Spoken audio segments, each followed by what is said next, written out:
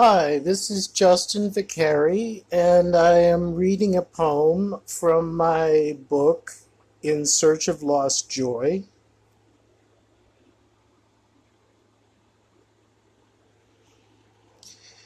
which I'm very proud of. I did the painting on the cover as well as writing the poems in the book. And I thank you to Main Street Rag for giving me this opportunity. The poem that I'm reading is called Automatic Cherry. And this is something I do called a splice poem. That's splice as in when an editor splices different shots in cinema together. Um, I write two poems and then I braid them alternating lines. One of the poems is usually in italics to set it off. So, um, so I've never read one of these poems aloud by myself. The only other a splice poem I've read aloud, I was helped in the reading by a friend of mine who read the other voice, since this is a poem for two voices. So you might be better off following along. Now is the time to get your copy of the book so you can follow along and see what's going on here. But let's see how it sounds, okay? Automatic Cherry. Mouth's got nothing on the mind, which bites. I don't know if these crows on my lawn, more than it can chew for a minute, count as a murder.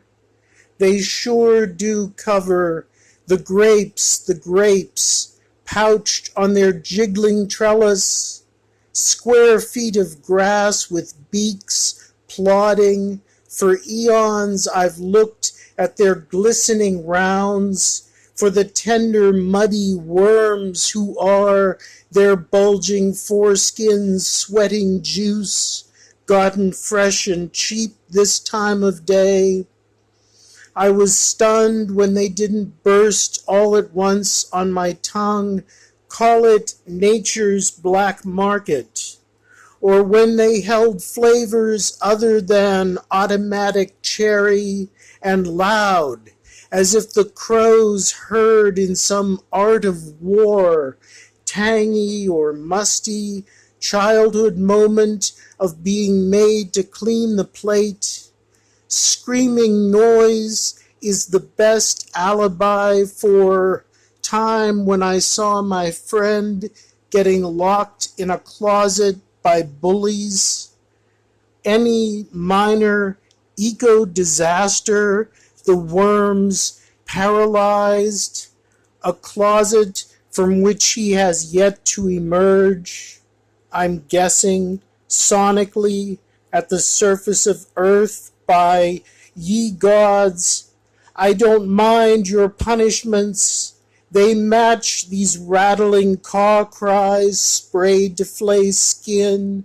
The wallpaper here, the muzak of bagpipes. No, the heads of these yellow dandelions sway too. It's the way the others make me see my desire from the outside. And I am doubting again what to call it. Anxious fallout that keeps this cemented head under morning water.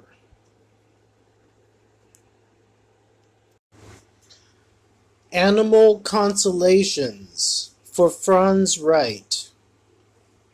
A man heard that a cat can lower someone's heart rate and blood pressure, so whenever he overate and felt sick and feared he might be having a heart attack, he lay on the floor beside his cat and moaned, "Lower my blood pressure, lower my heart rate."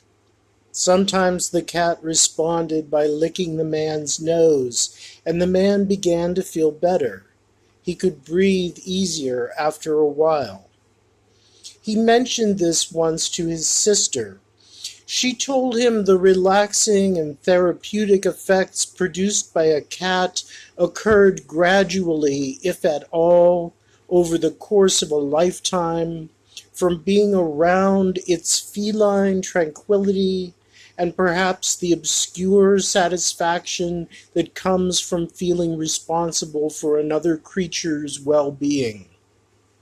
So my cat can't actually make me better?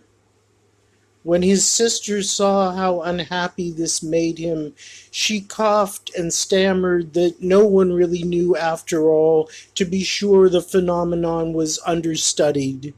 Phenomenon of animal consolations. Oh. But he no longer felt better when he lay on the floor beside his cat. Perhaps he felt no worse. It was hard to say. In time, however, he did feel better. American legend.